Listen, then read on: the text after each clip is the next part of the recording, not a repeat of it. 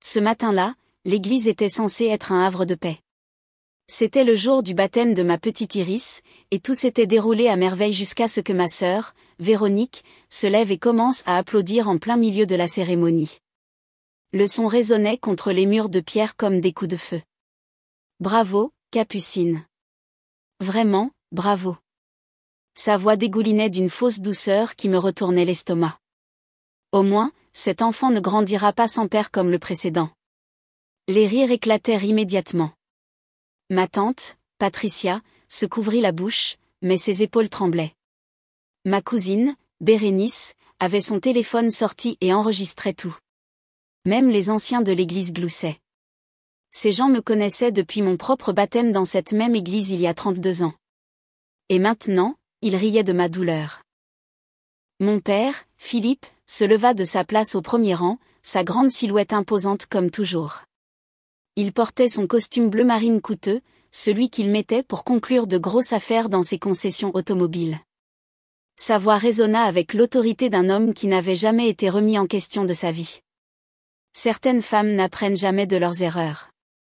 Elles continuent simplement à faire les mêmes mauvais choix encore et encore. Plus de rire. Ma mère, Daphné, resta figée à ses côtés, ses mains serrées si fortes autour de son missel que ses jointures étaient blanches. Elle ne voulait pas me regarder. Mon frère, Guillaume, et sa femme échangèrent des regards mal à l'aise depuis leur banc, mais aucun ne parla. Je me tenais à l'autel, tenant Iris, 6 mois, ma robe blanche se sentant soudain comme une cible peinte sur mon dos. Le pasteur Dubois avait interrompu sa bénédiction, son visage bienveillant plissé d'inquiétude. L'eau baptismale goûtait encore de ses doigts.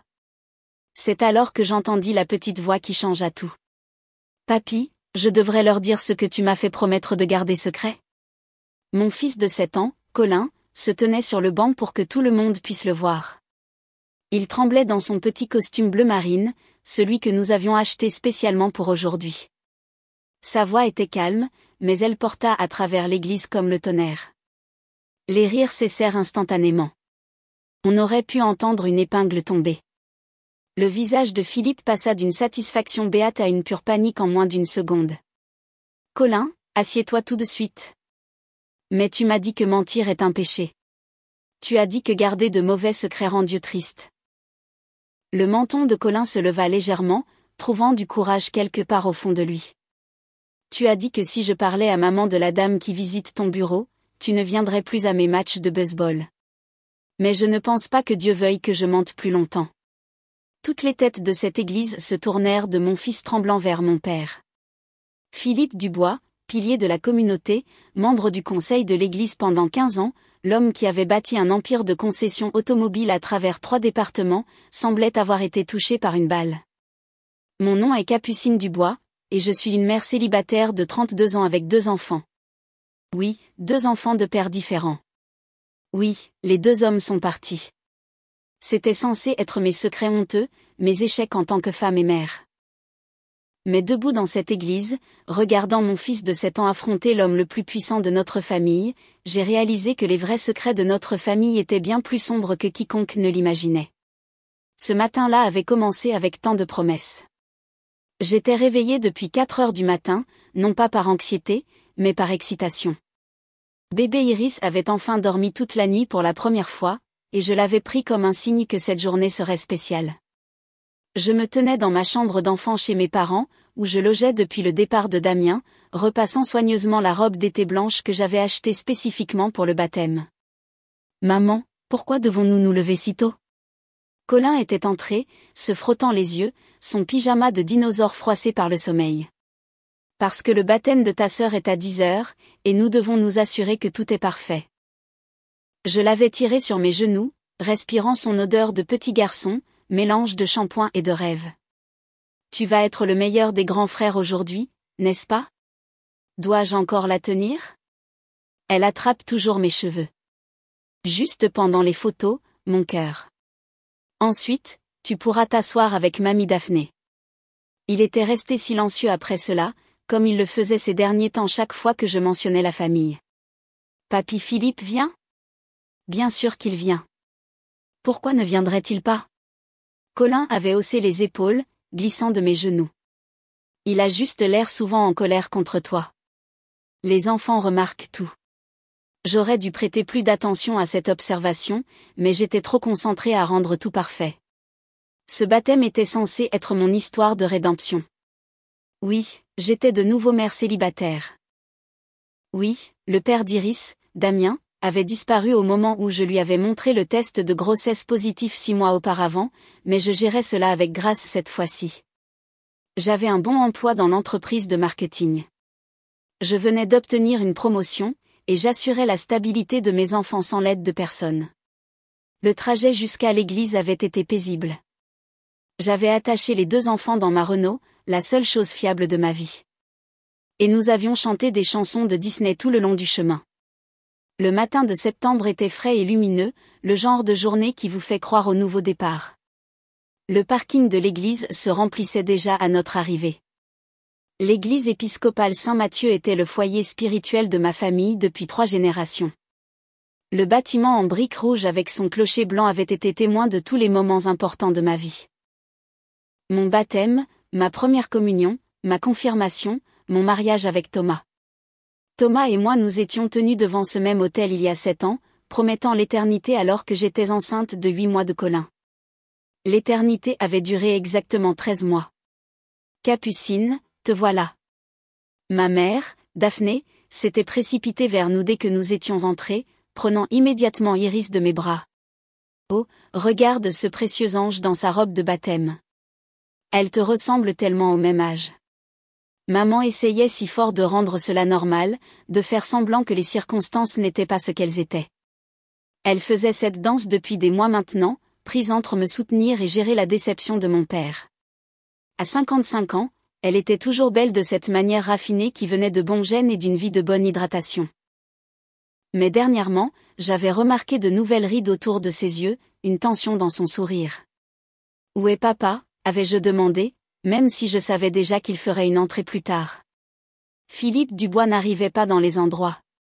Il faisait des apparitions. Oh, il a dû passer par la concession. Une urgence avec une livraison.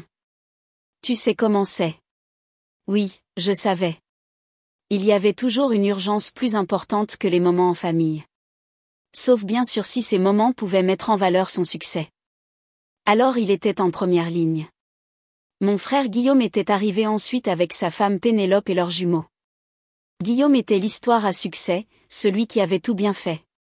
Diplôme de médecine, cabinet florissant, mariage approprié avec une femme d'une bonne famille.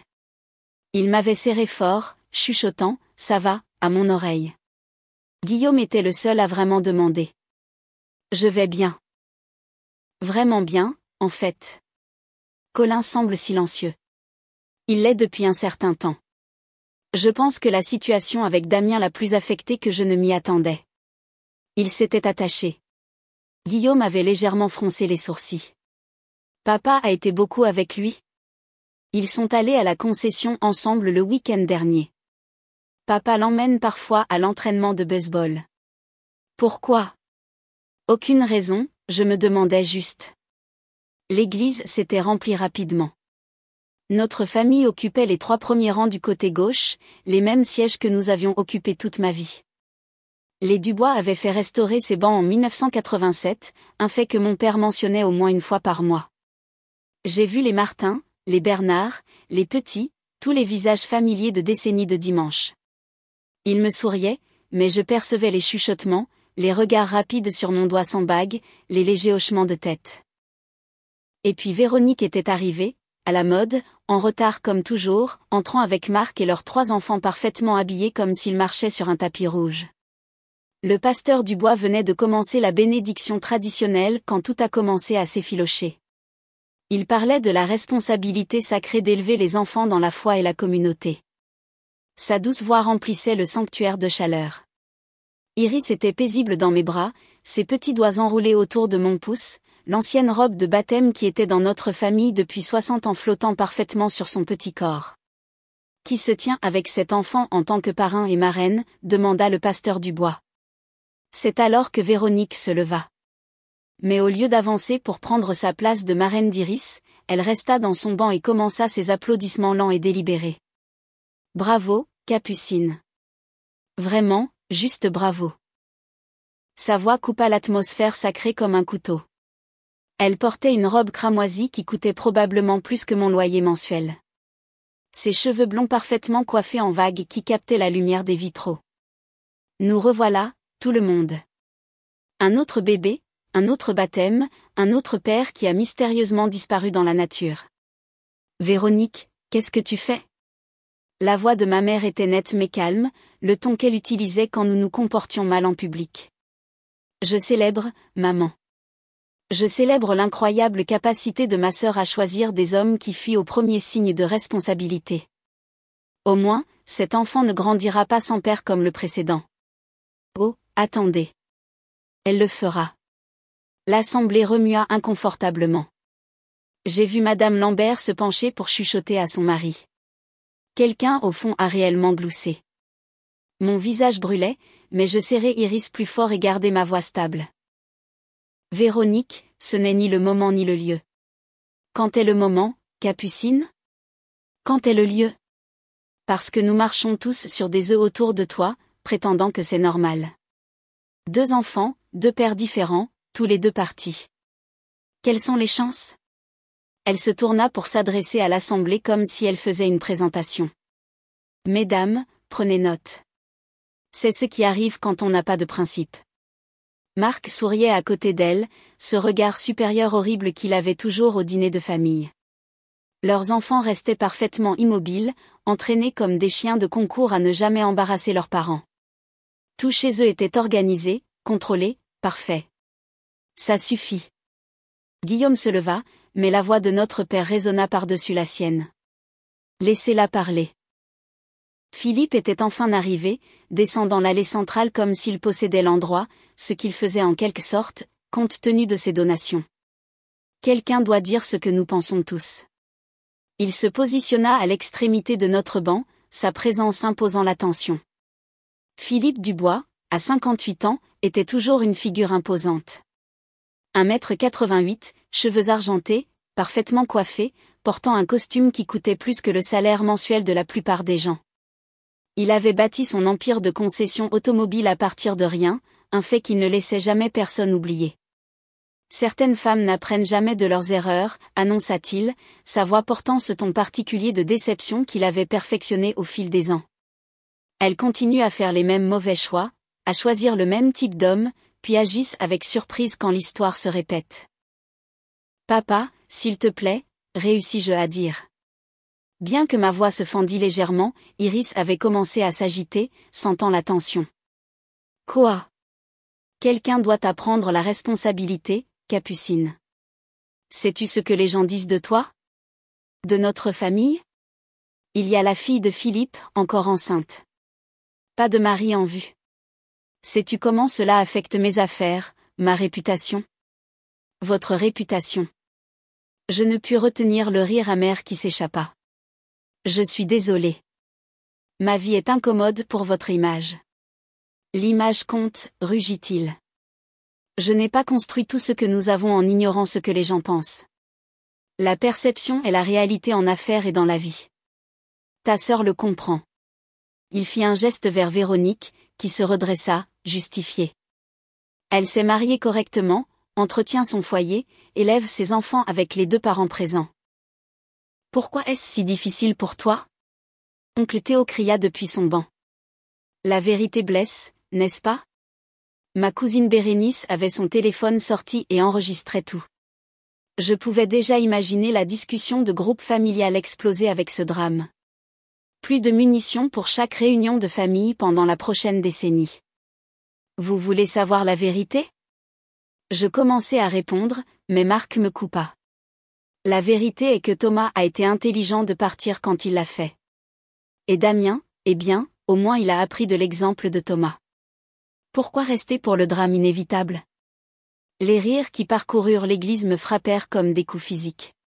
Ces gens m'avaient vu grandir. Madame Lambert m'avait enseigné à l'école du dimanche. Monsieur Bernard m'avait embauché pour mon premier emploi à 16 ans. Les petits avaient apporté des casseroles quand Thomas était parti.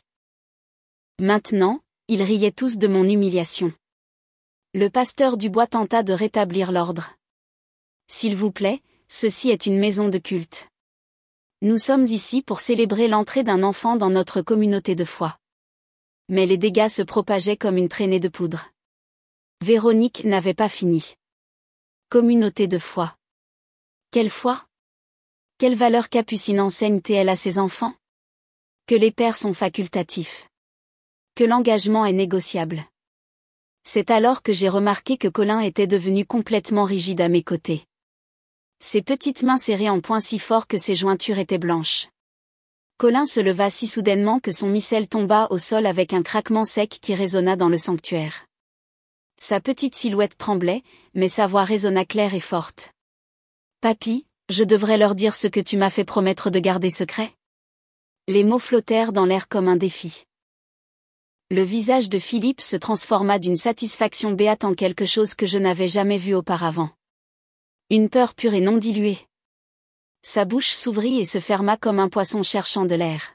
« Colin, assieds-toi. » Tout de suite, ordonna Philippe, mais son autorité habituelle s'était fissurée. Il y avait quelque chose de désespéré dans son ton qui fit que tout le monde se pencha en avant. « Mais tu m'as dit que garder des secrets, c'est mentir, et mentir est un péché, » continua Colin, sa voix gagnant en force à chaque mot. « Tu as dit que Dieu voit tout et qu'il n'aime pas que nous cachions la vérité. Alors pourquoi m'as-tu fait promettre de ne pas parler à maman de Madame Claire ?» Le nom tomba comme une bombe. L'inspiration brusque de ma mère fut audible à travers l'église. Philippe recula d'un pas, son visage perdant toute couleur. « Le garçon ne sait pas de quoi il parle, » dit rapidement Philippe. Trop rapidement. Il est confus, il invente des histoires. Je n'invente rien. La voix de Colin se brisa d'émotion. Elle vient à ton bureau tous les mardis et jeudis quand Madame Marie part déjeuner. Elle a les cheveux blonds et porte du rouge à lèvres, et elle conduit cette Mercedes rouge. Celle que tu as dit être la voiture d'une cliente quand mamie a posé la question. Daphné se leva lentement, son missel tombant au sol, oublié. Philippe, le garçon est confus, répéta Philippe, mais la sueur perlait sur son front. Les enfants ont une imagination débordante. Tu l'as embrassé, cria Colin, des larmes coulant maintenant sur son visage. Je t'ai vu ce jour-là. Tu m'as emmené au travail parce que maman avait son entretien d'embauche. Tu as dit que je pouvais jouer à des jeux sur l'ordinateur dans le bureau arrière, mais je suis sortie pour demander du jus et je t'ai vu l'embrasser près de la photocopieuse. Tu lui as donné un collier, un bleu avec des paillettes. Tu as dit qu'il correspondait à ses yeux. L'église était absolument silencieuse. Même bébé Iris avait cessé de s'agiter comme si elle comprenait la gravité du moment. Véronique s'était reculée dans son banc, son visage pâle sous son maquillage parfait. Tu m'as fait promettre de ne pas le dire. Colin continua, sa petite poitrine se soulevant sous l'effort de enfin libérer ses mots.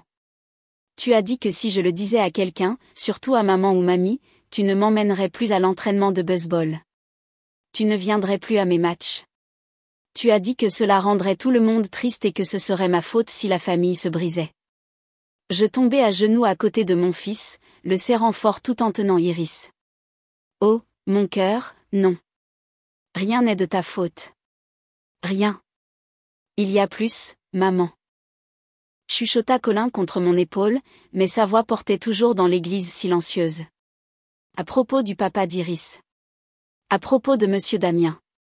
Je reculai pour regarder son visage. Qu'est-ce qu'il y a à propos de Damien? Papy sait où il est.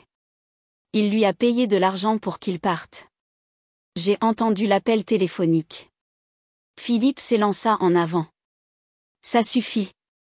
Le garçon est clairement perturbé, il invente des fantasmes. Capucine, contrôle ton fils. Mais Colin se tint plus droit, se dégageant de mon étreinte pour faire face directement à son grand-père. Tu étais dans ton bureau à la maison. Tu pensais que je dormais sur le canapé, mais j'étais réveillée. Tu as appelé monsieur Damien et tu as dit que tu lui donnerais 20 000 € s'il quittait la ville et ne nous contactait plus jamais. Tu as dit que maman n'avait pas besoin d'un autre raté pour l'entraîner vers le bas. C'est un mensonge. Rugit Philippe. Mais sa protestation sonnait creux. Tu as dit que tu ruinerais son entreprise de paysagisme s'il ne prenait pas l'affaire. Tu as dit que tu avais des contacts à la banque qui pourraient exiger le remboursement de ses prêts. Tu as dit que tu t'assurerais qu'il n'obtienne plus jamais un autre contrat dans le département. Monsieur Damien pleurait, papy. Je pouvais l'entendre à travers ton téléphone. Il a dit qu'il aimait maman et qu'il voulait être là pour le bébé, mais tu as dit que l'amour ne suffisait pas, que maman avait besoin de quelqu'un avec de l'argent et du statut. Mes jambes faillirent me lâcher. Guillaume attrapa mon bras, me stabilisant. C'est vrai, demandai-je, même si je connaissais déjà la réponse, cela expliquait tellement de choses. La froideur soudaine de Damien, la façon dont il avait changé du jour au lendemain, de l'excitation pour le bébé à la distance totale. Le message disant qu'il ne pouvait plus faire ça sans explication. Et Thomas aussi, Colin était lancé maintenant. Les secrets se déversaient comme de l'eau à travers un barrage brisé. Mon vrai papa, Thomas, il ne voulait pas nous quitter. Papy l'a menacé. Il a dit qu'il utiliserait ses amis avocats pour s'assurer que Thomas perdrait la garde de ses autres enfants de son premier mariage s'il ne disparaissait pas. Thomas voulait rester, maman. Il voulait être mon papa, mais papy a dit. Tu mens. La voix de Philippe résonna dans l'église, mais c'était la rage d'un animal acculé. Cet enfant est perturbé, il invente des histoires pour attirer l'attention. Capucine, ton fils a besoin d'aide professionnelle. Il ne ment pas, la voix de Guillaume coupa les protestations de Philippe comme une lame. Mon frère se leva, sortant son téléphone de sa poche. J'ai des preuves. Toutes les têtes de l'église pivotèrent vers Guillaume. Il tenait son téléphone haut comme un procureur présentant des preuves. J'ai soupçonné que quelque chose n'allait pas depuis des mois, papa. Trop de coïncidences. Trop de relations de Capucine qui s'effondrent à des moments opportuns. Alors, j'ai fait quelque chose dont je ne suis pas fière. Il me regarda en s'excusant. J'ai planté un enregistreur à activation vocale dans ton bureau à la maison il y a 3 mois. J'ai tout. Le visage de Philippe passa du rouge au blanc au gris en quelques secondes. Tu n'avais pas le droit. J'avais tous les droits. Le calme habituel de Guillaume vola en éclats. Tu es mon père et tu as détruit la vie de ma sœur. Lance le premier enregistrement, Pénélope. La femme de Guillaume connecta son téléphone au système de haut-parleurs de l'église, un avantage des modernisations. La voix de Philippe remplit le sanctuaire, claire comme le jour. Damien, je vais faire simple. 20 000 € en espèces déposées sur ton compte aujourd'hui et tu disparais. Aucun contact avec Capucine. Aucune revendication sur le bébé. Rien. Puis la voix de Damien, chargée d'émotion. Je l'aime, monsieur Dubois. Je veux être là pour notre enfant. L'amour ne paie pas les factures. L'amour ne construit pas l'avenir. Tu es un paysagiste qui peut à peine payer son loyer. Ma fille mérite mieux. Prends l'argent ou je passe 3 coups de fil et tes prêts commerciaux sont réclamés demain. Ton choix. Guillaume fit défiler jusqu'à un autre enregistrement. Cette fois, c'était une voix de femme. Soufflante et séductrice. Philippe, mon chéri, quand vas-tu le dire à ta femme? J'en ai marre d'être ton secret du mardi et du jeudi. La réponse de Philippe. Bientôt, Claire, après les fêtes. J'ai besoin de déplacer des actifs d'abord. Daphné n'aura pas un centime de plus que nécessaire. Ma mère fit un son comme si elle avait reçu un coup de poing dans l'estomac. Elle agrippa le banc devant elle pour se soutenir, son alliance attrapant la lumière des vitraux. Il y en a plus, annonça Guillaume d'un ton sombre. L'enregistrement de Thomas est particulièrement déchirant. Il cliqua à nouveau sur play. La voix de Thomas, une que je n'avais pas entendue depuis 6 ans, remplit l'église. Monsieur Dubois, s'il vous plaît. J'aime Capucine. J'aime Colin. J'ai fait des erreurs avant, mais je suis clean maintenant. Je travaille.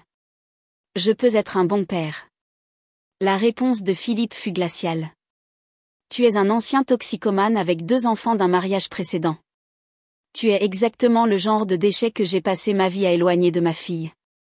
Quitte la ville avant lundi où je demanderai à mon ami avocat, le juge Martin, de rouvrir ton dossier de garde. Nous trouverons des choses. Nous le faisons toujours. Ton ex-femme est déjà prête à témoigner que tu es instable. Tu veux perdre tous tes enfants ou juste t'éloigner des miens? Le son de Thomas qui pleure traversa les haut-parleurs. Colin m'appelle papa. Comment puis-je l'abandonner? Tu aurais dû y penser avant de mettre ma fille enceinte hors mariage. Lundi, Thomas, où tu ne verras plus jamais aucun de tes enfants. Guillaume arrêta l'enregistrement. Le silence dans l'église était assourdissant. Je regardais les visages que je connaissais depuis toujours, maintenant tordus de choc et de dégoût. Madame Lambert avait la main sur la bouche. Oncle Théo semblait sur le point de vomir. Même Véronique pleurait, son maquillage parfait coulant sur ses joues. Il y a 17 autres enregistrements, dit Guillaume calmement. Y compris un où tu discutes d'engager quelqu'un pour planter de la drogue dans la voiture de Thomas s'il ne partait pas. Un autre où tu te vantes auprès de Claire d'avoir géré la dernière erreur de Capucine. Dois-je continuer? Philippe regarda autour de lui, cherchant du soutien, n'en trouvant aucun. Je la protégeais. Ces deux hommes étaient en dessous d'elle. Elle mérite mieux qu'un paysagiste ou un ancien toxicomane. Je méritais l'amour, criai-je, me surprenant moi-même par la force de ma rage. Je méritais des partenaires qui voulaient rester. Je méritais un père qui me soutenait au lieu de me saboter. Et moi, qu'est-ce que je mérite? La voix de Daphné était d'un calme mortel. Elle marcha vers Philippe d'un pas lent et mesuré.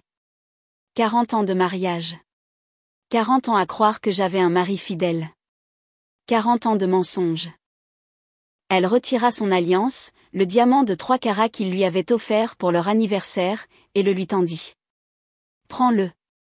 Prends-le et sors. Daphné. S'il te plaît, nous pouvons en discuter à la maison. Sors. Son cri résonna sous le plafond voûté. Sors de cette église. Sors de ma vie. Sors. Philippe attrapa la bague et recula vers la porte, nous regardant chacun à son tour, son empire, sa réputation, sa famille, tout s'écroulant en temps réel. En atteignant la porte, il se retourna une dernière fois. Tout ce que j'ai fait, c'était pour cette famille, dit-il. Non, dis-je, retrouvant ma voix. Tout ce que tu as fait, c'était pour Philippe Dubois. Et maintenant, tout le monde sait exactement qui est ce Philippe. Philippe quitta l'église ce jour-là et ne revint jamais. Pas à l'église, pas dans nos vies, pas même pour contester le divorce qui s'ensuivit. En une semaine, toute la ville savait tout. Guillaume s'en était assuré en envoyant les enregistrements aux partenaires commerciaux de Philippe, au conseil de l'église et même au journal local. L'homme qui avait bâti un empire sur la réputation, le vit s'effondrer en quelques jours. Le pasteur Dubois, que Dieu le bénisse, a sauvé ce qui restait du baptême. Après la sortie dramatique de Philippe, il nous a tous rassemblés à l'autel et a parlé de vérité et de rédemption, de la façon dont Dieu utilise la voix des enfants pour révéler ce qui doit être vu. Il a baptisé Iris avec des larmes dans les yeux, et quand il me l'a rendu, il a chuchoté, « Vos enfants ont la chance de vous avoir. » Les 3 mois qui ont suivi ont été un tourbillon de changements. Maman a demandé le divorce en une semaine, et Philippe ne l'a pas contesté. Il s'avère que Claire n'était pas sa première liaison, juste la dernière. Guillaume a trouvé des preuves d'au moins 3 autres au cours de la dernière décennie. Maman a eu la maison, la moitié des actifs de l'entreprise, et quelque chose de plus précieux, sa liberté. Elle a emménagé temporairement avec moi, mais nous a tous surpris par sa force. J'ai 55 ans, me dit-elle un matin autour d'un café, et je découvre à peine qui je suis sans lui. Elle a commencé à donner des cours d'art au centre communautaire, quelque chose que Philippe lui avait interdit il y a des années parce qu'il pensait que c'était en dessous de leur statut. Ses cours d'aquarelle ont maintenant une liste d'attente. Elle sourit différemment ces jours-ci, plus légèrement, comme si elle avait porté des pierres dans ses poches pendant 40 ans et les avait finalement vidées. Thomas m'a contacté 2 semaines après le baptême. Sa lettre faisait 3 pages, expliquant tout, s'excusant de ne pas s'être battu plus fort, de s'être laissé intimider par Philippe. Il était clean depuis 6 ans, avait la garde partielle de ses autres enfants, et n'avait jamais cessé de penser à Colin et à moi. Je n'attends pas le pardon, écrivait-il. Mais s'il y a une chance de connaître mon fils à nouveau, je la prendrai. Nous nous sommes rencontrés dans un café d'abord, juste lui et moi. Il avait l'air bien, en bonne santé, plus âgé, mais de cette manière qui le faisait paraître plus solide, plus réel. Nous avons parlé pendant 3 heures.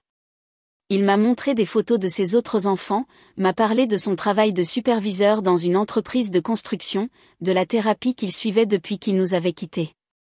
J'aurais dû me battre plus fort, dit-il, les yeux humides de larmes non versées. J'aurais dû bluffer Philippe. Il t'aurait détruit, répondis-je. Et nous savions tous les deux que c'était vrai. La première rencontre entre Thomas et Colin a eu lieu dans un parc. Colin était nerveux, se cachant derrière ma jambe au début. Mais Thomas avait apporté un gant de baseball, la même marque que Colin aimait. Et en 1 heure, il jouait à la balle. Le rire de Colin résonnait sur l'air de jeu. Nous y allons doucement. Des visites supervisées pour l'instant, mais Colin revient de chacune d'elles rayonnant. La situation de Damien était plus compliquée. Il avait pris l'argent de Philippe par désespoir. Son entreprise était vraiment en difficulté, et les menaces de Philippe n'étaient pas vaines. Mais il ne l'avait jamais dépensé. Il était resté sur un compte intact, comme de l'argent sale qu'il ne pouvait se résoudre à utiliser. Il a tout renvoyé à Philippe et a demandé à faire partie de la vie d'Iris. Nous trouvons des solutions. Il passe 2 fois par semaine, tient Iris, change les couches, fait toutes les choses qu'il a manquées pendant la grossesse. C'est parfois maladroit, mais c'est réel. Il essaie, et c'est plus que ce que j'aurais jamais cru avoir. Véronique est peut-être la plus grande surprise. Ma sœur parfaite avec sa vie parfaite s'est effondrée après le baptême. Elle est arrivée à ma porte cette nuit-là, sanglotant si fort qu'elle pouvait à peine parler. Il me contrôlait aussi, réussit-elle enfin à dire. Différemment de toi, mais c'était toujours du contrôle. Chaque décision, chaque achat, chaque amitié devait être approuvée. Marc était le choix de papa, pas le mien. La maison, les voitures, les écoles privées, toutes les décisions de papa. J'ai vécu sa vie, pas la mienne. Nous sommes restés éveillés toute la nuit à parler, à vraiment parler pour la première fois depuis des années. Elle m'a parlé de la thérapie qu'elle avait commencée, des questions qu'elle se posait sur son propre mariage.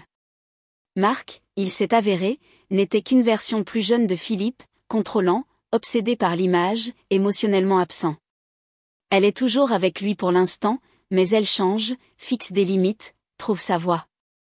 Tu as toujours été la plus courageuse, m'a-t-elle dit la semaine dernière.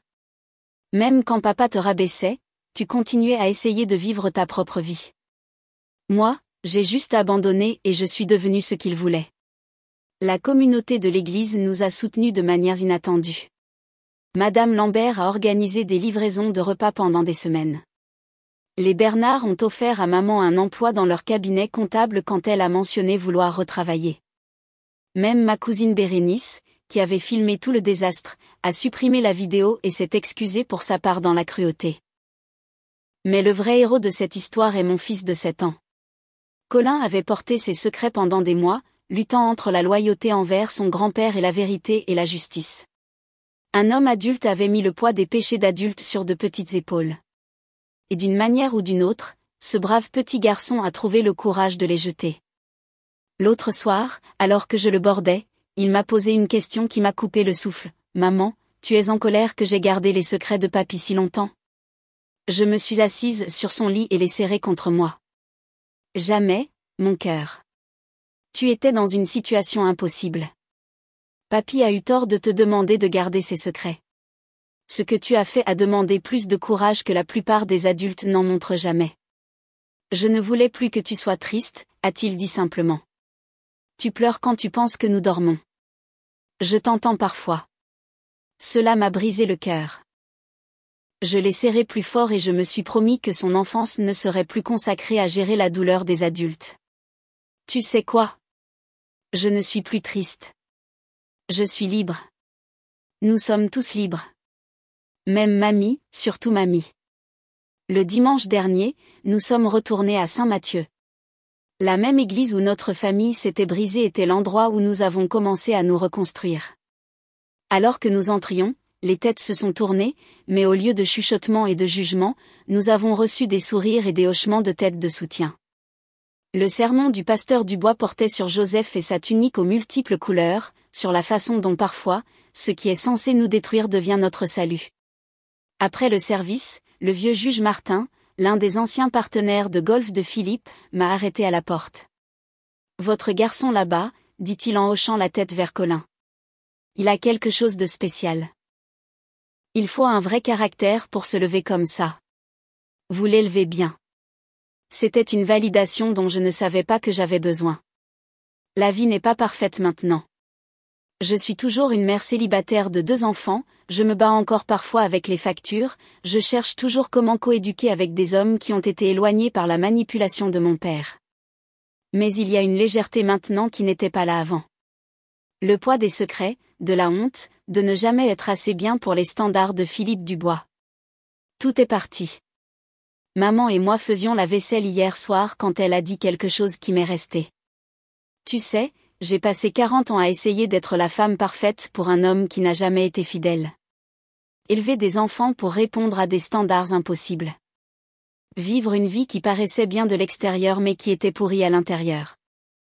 Et il a fallu un garçon de 7 ans pour me montrer que la vérité, aussi douloureuse soit-elle, est toujours meilleure qu'un beau mensonge. Elle avait raison. Mon père a essayé de contrôler nos vies par la manipulation, les menaces et l'argent. Il a éloigné les hommes qu'il jugeait indignes, a orchestré nos échecs, puis nous en a blâmés. Il a bâti un royaume sur des mensonges et de l'intimidation, sans jamais imaginer que tout pourrait s'effondrer à cause des mots honnêtes d'un enfant. Mais c'est ça, la vérité. Elle n'a pas besoin d'être grande, bruyante ou puissante. Parfois, il suffit qu'elle soit prononcée, même d'une voix tremblante, même à travers les larmes, même quand tout en vous veut la garder cachée. Colin nous a appris cela. Mon brave, magnifique garçon qui s'est levé à l'église et a refusé de porter les secrets d'adultes plus longtemps. Il nous a tous sauvés ce jour-là, non pas avec de la force, du pouvoir ou de l'argent, mais avec une honnêteté simple et dévastatrice. Les concessions automobiles de Philippe sont à vendre maintenant. Sa réputation est détruite. Claire l'a quitté quand elle a réalisé que l'argent serait bloqué dans les procédures de divorce pendant des années. Il vit seul dans un appartement de l'autre côté de la ville, un roi sans royaume, un homme qui a gagné le monde entier mais a perdu sa famille. Parfois, je me demande s'il le regrette. S'il reste éveillé la nuit en pensant à ce moment à l'église où son petit-fils a exposé tous les péchés soigneusement cachés. Mais alors je réalise que cela n'a pas d'importance. Son regret ne restaure pas les années volées à Thomas et Colin. Ne rend pas les moments que Damien a manqués avec Iris. Ne rend pas 40 ans de fidélité à ma mère. Ce qui compte, c'est que nous sommes libres. Libres de faire nos propres choix, nos propres erreurs. D'aimer qui nous choisissons d'aimer sans craindre le sabotage. Libres d'être imparfaits, d'être humains, d'être réels. Et tout a commencé avec un garçon de 7 ans qui aimait sa mère plus qu'il ne craignait son grand-père. C'est le pouvoir de la vérité. Elle ne vient pas toujours de la voix la plus forte ou de la personne la plus puissante. Parfois, elle vient des endroits les plus petits et les plus inattendus. Parfois, elle vient d'un enfant qui ne pouvait tout simplement plus porter le poids des mensonges. Si vous avez lu notre histoire jusqu'ici, merci de l'avoir écoutée. Merci d'avoir été témoin de notre voyage de la honte à la liberté, des secrets à la vérité. Si cette histoire vous a touché, si vous avez déjà été contrôlé, manipulé ou forcé de garder des secrets qui n'étaient pas les vôtres, sachez que votre voix compte. Votre vérité compte. Et parfois, la dire, même d'une voix tremblante, peut tout changer. Veuillez aimer cette vidéo si elle a touché votre cœur. Partagez-la avec quelqu'un qui pourrait avoir besoin d'entendre qu'il n'est pas seul dans ses difficultés. Et n'oubliez pas de vous abonner à notre chaîne pour plus d'histoires vraies et brutes sur les familles, la vérité et le courage de se libérer des cycles toxiques. Votre soutien signifie beaucoup pour nous et nous aide à continuer à partager ces histoires importantes. N'oubliez pas, vous n'êtes jamais trop petit, trop faible ou trop insignifiant pour dire votre vérité. Parfois, les plus petites voix font les plus grandes différences.